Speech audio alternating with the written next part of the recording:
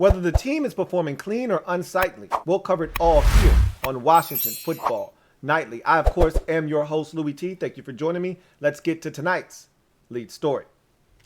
So, upon further review, I don't think the game, it was as bad as I thought it was at specific positions and with individual players. And I'll elaborate on that more in a second. And I don't want to get too deep into it because it kind of bleeds into one of the videos that I'm going to ultimately do, Studs and Duds. And I think I'll debut that this week for all of the members of the MOBB. But normally, you know, we have the film to break down and I'm giving you analysis of what I've seen on film, things of that nature. But the NFL right now having trouble with their new interface on the Game Pass website, which I didn't think they needed to change in the first place. It wasn't broken. They didn't need to fix it, but they decided to. And now they're having issues integrating the All-22 film on their new interface. So needless to say, it's not available for, people like myself and you out there who enjoy watching the All-22s. So we've got to wait until they figure that stuff out. That being said, a lot of what I like to focus in on, you can see on the TV copy.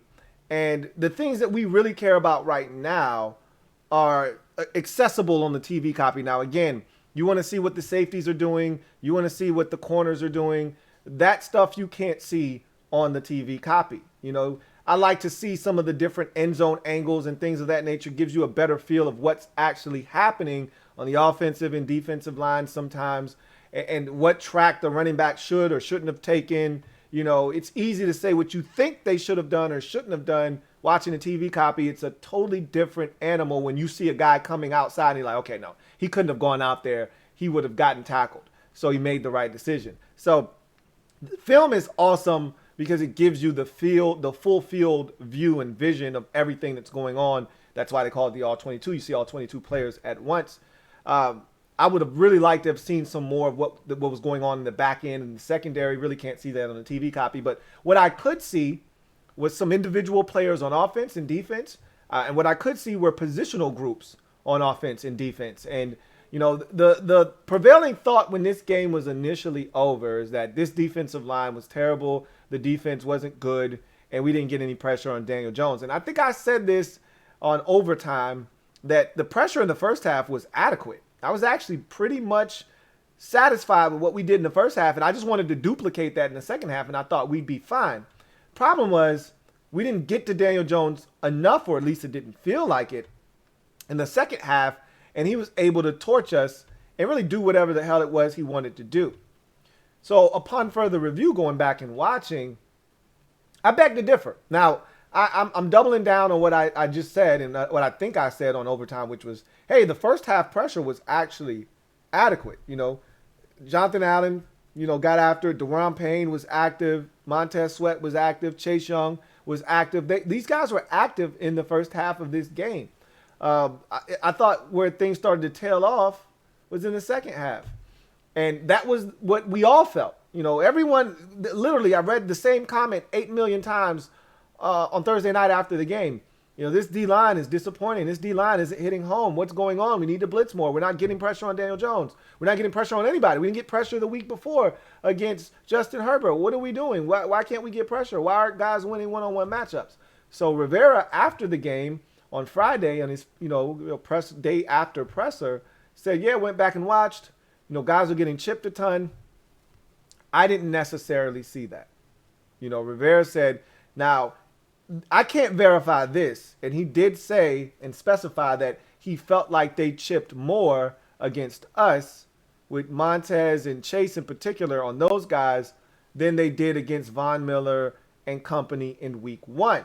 That could be true. I didn't go back and count the number of snaps that Chase and Tez were chipped versus how many times Von Miller and company got chipped. I didn't do that. So I can't say if Ron is correct or not. But I can tell you this. Ron made it seem as if they were chipped a ton and that they didn't get a bunch of one-on-one rushes. That is false. I can't buy that one. They did get chipped. I'm not sitting here and acting as if they didn't get chipped by the tight end on the way out, or the running back got a piece, or the guard didn't come over and pay specific attention to Chase or Montez. specifically Chase. But Chase got his fair share of one-on-one rushes, a ton of them, and they flip-flop sides. Montez, same deal. I'll just say this, and I don't want to get too much into it I don't want to get too deep into it because then I'll reveal a little bit too much of some of my thoughts. But I'll tell you this, Montez Sweat got home a ton. He just was a second late, half a step late. But he was applying a lot of pressure. And I'll go back and I'll say this. That might have been the best game I've ever seen Jonathan Allen play. And I'll leave it at that. There were other guys that played well. Those are the two guys I want to single out right now and just tell you they played their asses off. And I'll tell you how I feel on studs and duds with some of the other guys. But those guys in particular, I thought, played a lot better than what I initially thought, especially Jonathan Allen. I already knew he had 2 sacks. He was absolutely fantastic in this football game. As for the offensive side of the football, there are a couple of guys that I want to highlight. Well, I'll save that for studs and duds. If you're a member of the MOBB, you'll be, I think if you're a silver or gold member of the MOBB, you'll be getting studs and duds tomorrow. So be on the lookout for that.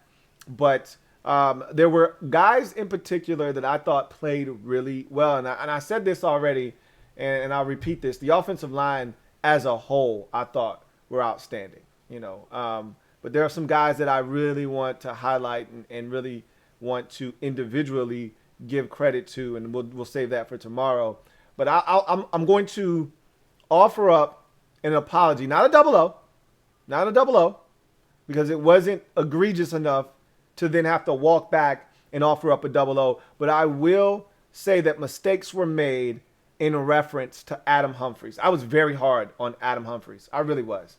I mean, I was out of pocket hard from the standpoint of, like, I said he stinks. And that's not even my move, is to just call a guy garbage, 2 games into his Washington football team career. That's not my move. And I know Humphries can play. I've watched him in Tampa and in Tennessee, even though he was hurt quite often in Tennessee. I watched him. I know what the guy's capable of. That wasn't fair. I was just frustrated. And so I went back and watched the game, and I came to the realization that Hump made plays, man. Hump was pretty damn good. And, in the moment, there were a couple of catches that I felt like he should have made. He and J.D. McKissick seemed to struggle with balance, not picking up their feet, slipping on, wet surfaces, this, that, and the third. But when we needed plays, when opportunities presented itself, I thought Hump did some really good things. So upon further review, watching him, I must say that mistakes were made. Hump actually played well and gave us a spark in this football game. And I needed to make sure I rectified that statement and said that. There were some other guys that I thought did some really good things as well. And again, we'll talk about that more on studs and duds. And so if you're a member of the MOBB in the silver and gold variety, you should be getting studs and duds at some point tomorrow. But I'm going to just tell you this. We're not that far off defensively, okay? Looking at the secondary, I'm very hopeful. Benjamin St. Juste looked good. I thought William Jackson, and I've already said this, I thought he played well. Got beat on a touchdown, got called for holding or pass interference on a third down that extended the drive. And I think Kendall Fuller is going to be okay. One of the plays that really frustrated me with him, it was a 3rd and 15, and he ends up getting called for pass interference. He tripped on that play. He was going to cover Sterling Shepard. He trips. He grabs him to stop himself from falling, because if he fell, Shepard would have not only caught the football, he would have gotten the first down. And, he got the first down anyway because he held him, and they called pass interference. But he tripped. If he doesn't trip on that play, he either breaks it up or he tackles him just short of the first down marker. Who knows what the Giants do there? Maybe they go for it. It's only 4th and 1 more likely than not. Maybe 4th and 2 at the least, but probably more likely than not 4th and 1. And they might go for it, because it's right around midfield or so. But he tripped on that play. So I thought Kendall wasn't terrible. I thought he did some good things. And we also were, the beneficiaries of some drops by the Giants. Most notably, Kenny Galladay had some drops on the evening, and obviously the Darius Slayton drop. But I don't think we're that far off defensively. I said all of that to say this. I don't think we're as bad as we think. Go back and watch, and you'll see for yourself. I don't think we're as bad as you think. Just feel like I needed to say that again after watching it for the third time and really focusing in and rewinding it and watching the same play 6 times to see what everybody was doing. I feel a lot more confident going into week 3 versus Buffalo. Not saying that we're going to win, but I feel a lot more confident about the defense than I did right after the game was over on Thursday night. So let's go to in other news. And I want to talk about a few things with this roster. Today, the team is back out on the practice field. Normally, on a normal week, they wouldn't be back on the field practice-wise until Wednesday, but because of the long layoff, they were given, the weekend off. They were back out on the practice field on Tuesday this week. So when you go back on the practice field, we get some updates and some information, and tomorrow we'll turn our attention to the Buffalo Bills. We'll start looking at the injury report for both teams, and we'll start, kind of getting ourselves revved up and prepared to take on the Buffalo Bills in our first road game of the season. With that said, practice was today, and I told you yesterday on the Washington Football Nightly program that one of the things I was going to be looking forward to when they hit the practice field, and I didn't expect it to be Tuesday, I thought it would be Wednesday, was the health of Matt Ioannidis. He was the one guy that came out of the game worse for the wear. And so I wanted to see just how significant the injury was. Would he be back on the field participating in individuals? Would he be in team drills? Or would he be off on the side field, which is never a good look for a player that is trying to play on Sunday. So they went back to the practice field today, Matt Ioannidis on the side field. So that let me know that, and remember, I told you, just because a guy comes back and plays doesn't mean he's fine. It just means that it's not a significant enough injury to where he can't play at that current moment. But the adrenaline's flowing, you're able to keep going, but the minute you let that settle and the blood starts to settle, the swelling sets in, all of a sudden, you're not able to go. So I was worried that he tweaked something in the Giants game. It was, good enough for him to go then, but, you give it time and all of a sudden he's in a much worse position than he was before. That seems to be the case. Now, it's good news that he's out on the side field because, again, if he's not out there at all, that's bad news, right? But if he's out there on the side field and he's moving around, he's stretching, he's doing light work, at least he's in a position to be able to do that. And he's able to be mobile, move around, and that means he's one step closer to getting back on the regular practice field. So I wouldn't discount Matt Ioannidis for week number 3 against the Bills. Right now, I tell you that I'm not as optimistic of him playing now that he's on that side field, but I'm not going to count him out. Tomorrow starts the week of practice, the real week where we get to figure out what the injuries are. You don't have to disclose your injuries until Wednesday and who practiced until Wednesday. So obviously we're not going to get that information today, and we didn't. But tomorrow they'll disclose the injury because we still don't really actually know what happened to Matt Ioannidis, and Ron didn't disclose that, and he doesn't have to until tomorrow. So we'll find more out about what Ioannidis actually did and the severity of it, and if he practiced or not. If he's limited, he's got a shot. I'm not going to really put too much stock into Wednesday. I tell you guys this all the time. Wednesday is the install day. So if you're going to miss a day, Wednesday would be the day that you just want to take mental reps.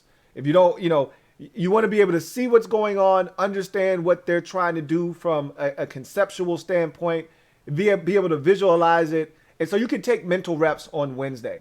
Thursday and Friday are those days where I feel like if you really are going to play, those are the days. And, every day is a different day. Friday is red zone day for the most part. But, that install day on Wednesday, we see guys miss that all the time, practice Thursday, Friday, and play. Or we see guys miss Wednesday, Thursday, practice Friday on a limited basis and play on Sunday. We see it all the time. So I won't be deterred if he's not able to go on Wednesday. But if he doesn't practice in any capacity on Thursday, not even on a limited basis, I'm going to go out on a limb and say he's going to miss week number 3. So that's worth keeping an eye on. You know who else was out on the practice field? On the side field? Curtis Samuel. That's a big story as well. Now, don't want to put too much stock into it. Obviously, he's not able to come off of IR until next week against the Atlanta Falcons.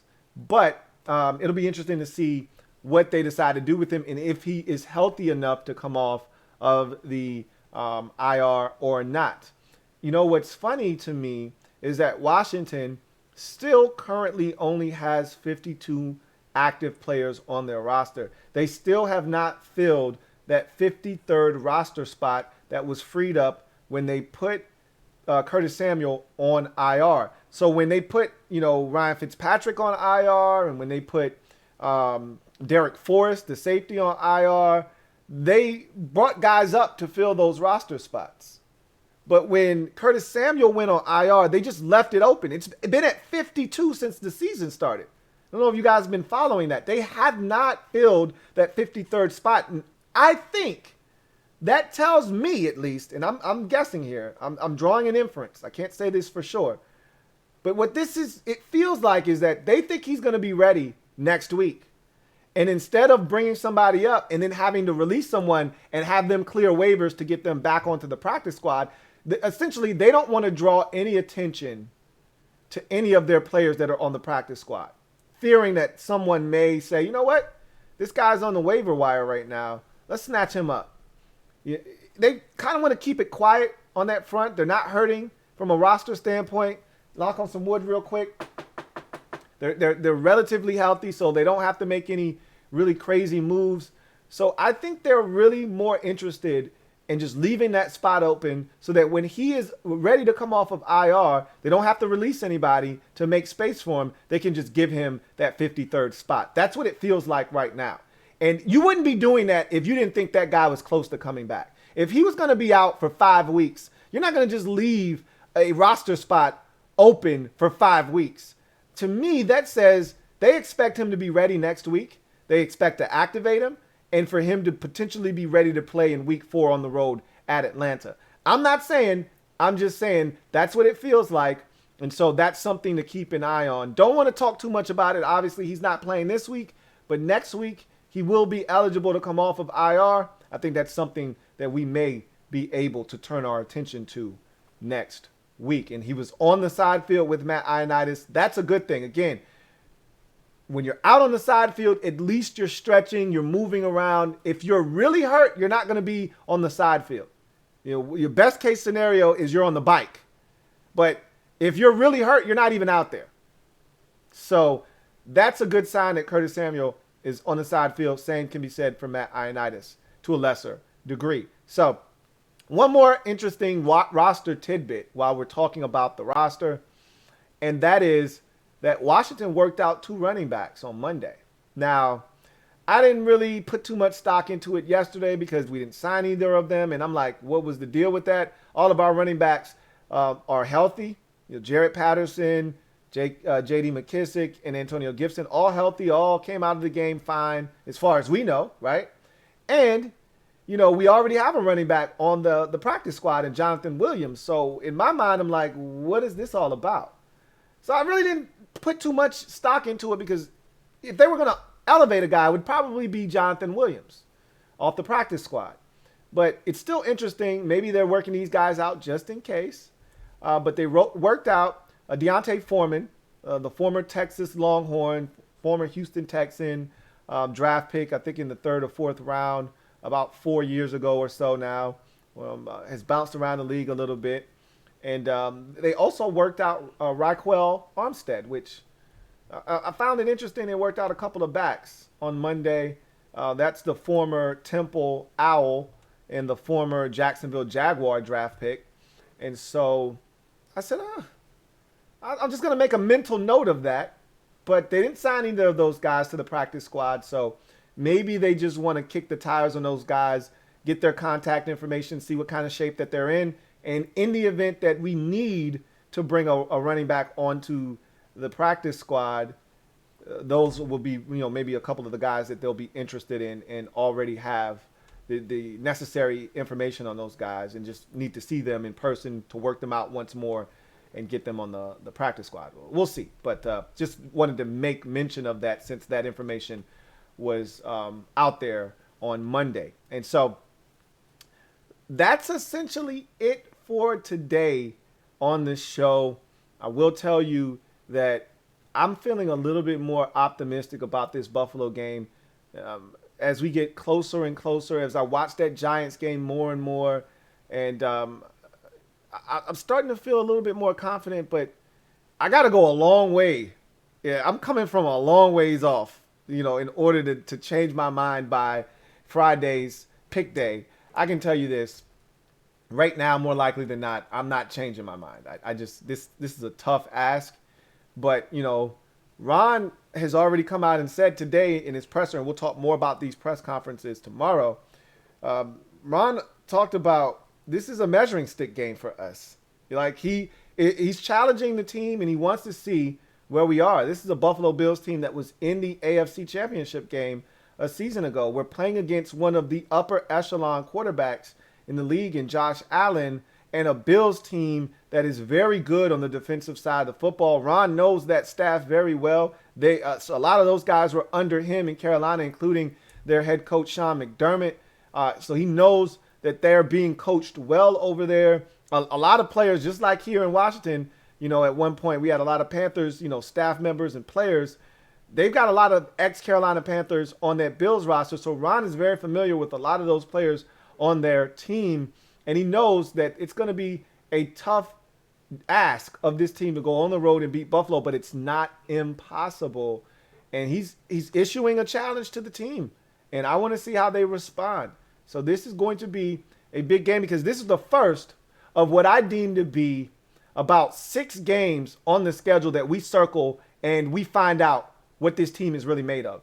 It's about 6 gut check games on the schedule. Buffalo, Seattle, Tampa Bay, Green Bay, Kansas City. Those are all gut check games. And now it's looking like the Vegas Raiders could be a gut check game. The Denver Broncos could be a gut check game.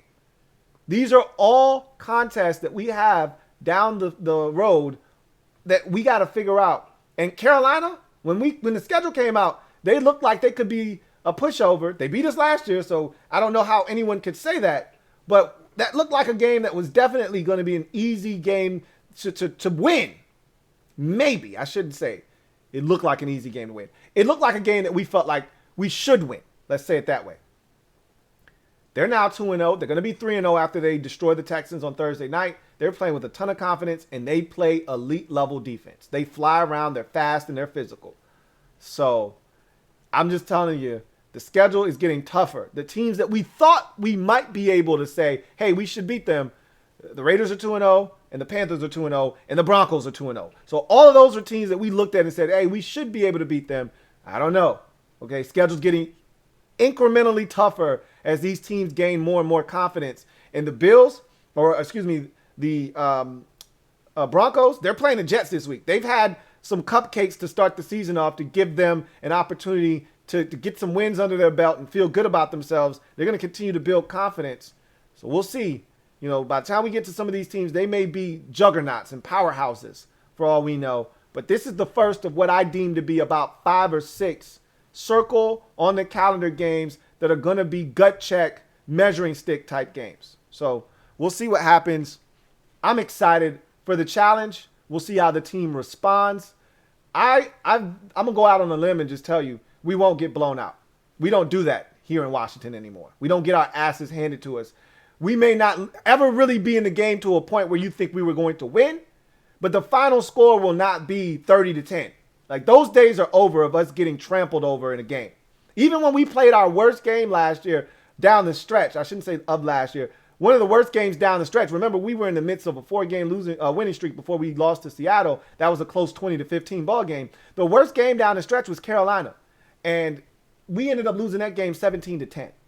So again, even when we don't play well, it's not an ass whooping.